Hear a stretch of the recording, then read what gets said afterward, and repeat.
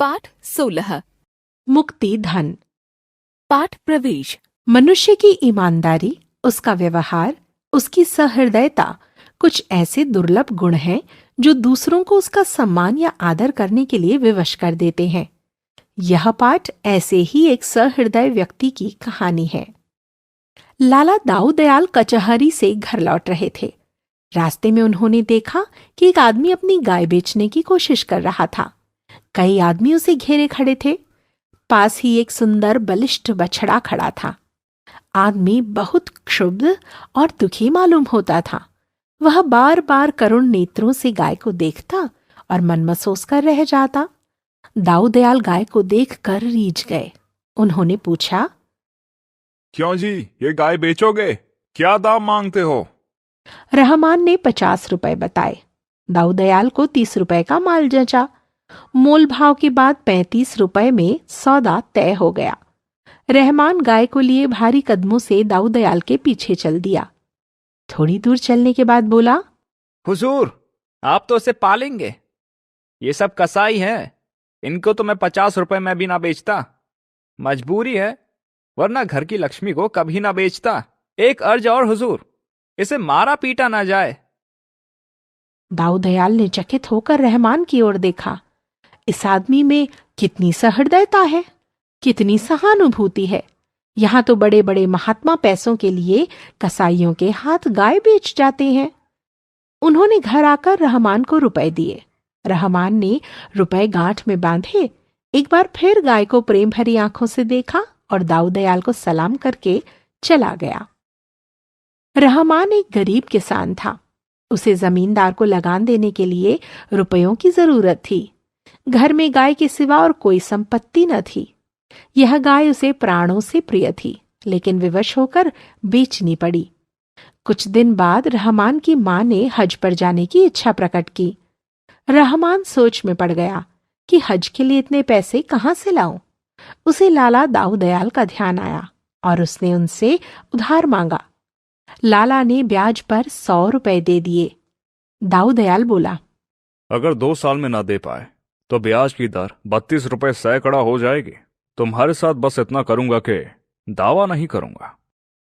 रहमान ने कहा, जो चाहे कीजिएगा, हुजूर के हाथ में ही तो हूं। रहमान घर आया और मां के साथ हज को चल दिया।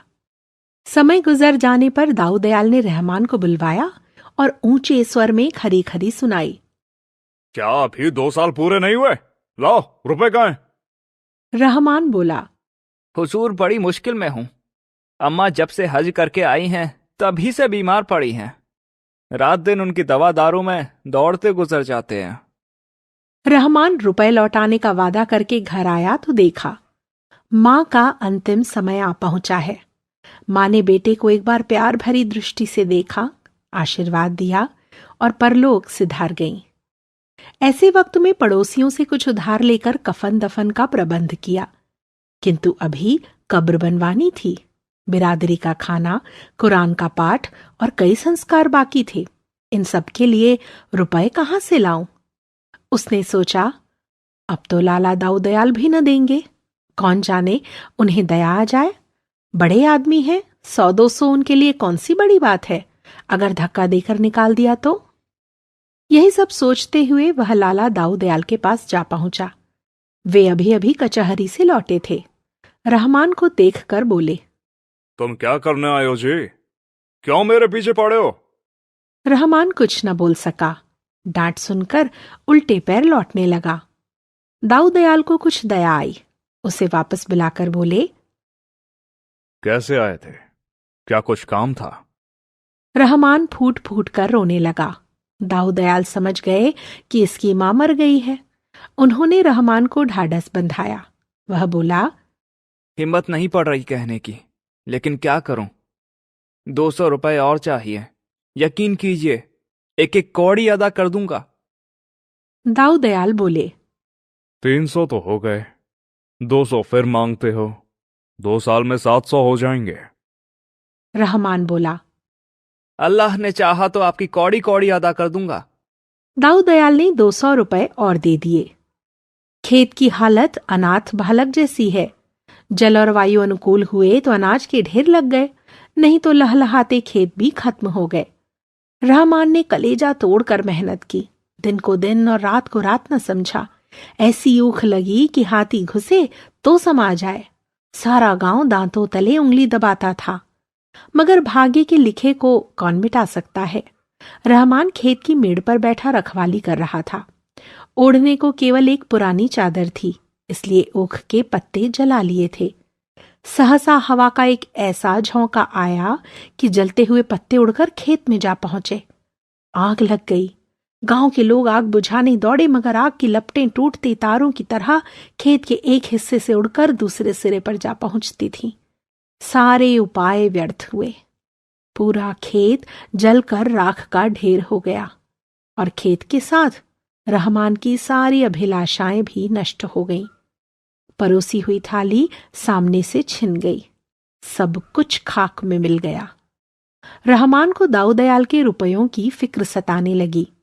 दूसरा साल बीत रहा है। 2-4 दिन में दाऊदयाल का आदमी आता होगा।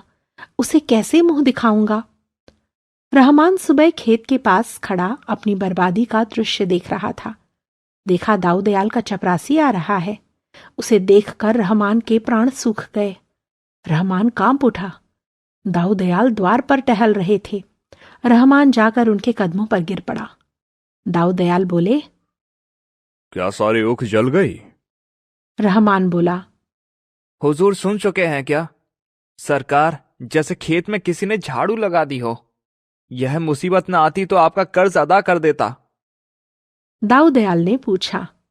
अब क्या इरादा है? देते हो या नालिश कर दूं? रहमान बोला, हुजूर मालिक है, जो चाहे करें, अब वादा ना करूंगा। जब जो कुछ मिलेगा लाकर हुजूर के कदमों पर रख दूंगा। दाऊदयाल मुस्कुराकर बोले, इस वक्त तुम्हारी सबसे बड़ी इच्छा क्या है? रहमान, यही हुजूर के आपके रुपए अदा हो जाएं। दाऊदयाल, अच्छा तो समझ लो कि मेरे रुपए अदा हो गए। रहमान, अरे हुजूर, यह कैसे समझ लूं? यहां ना दूंगा तो वहां तो देने पड़ेंगे।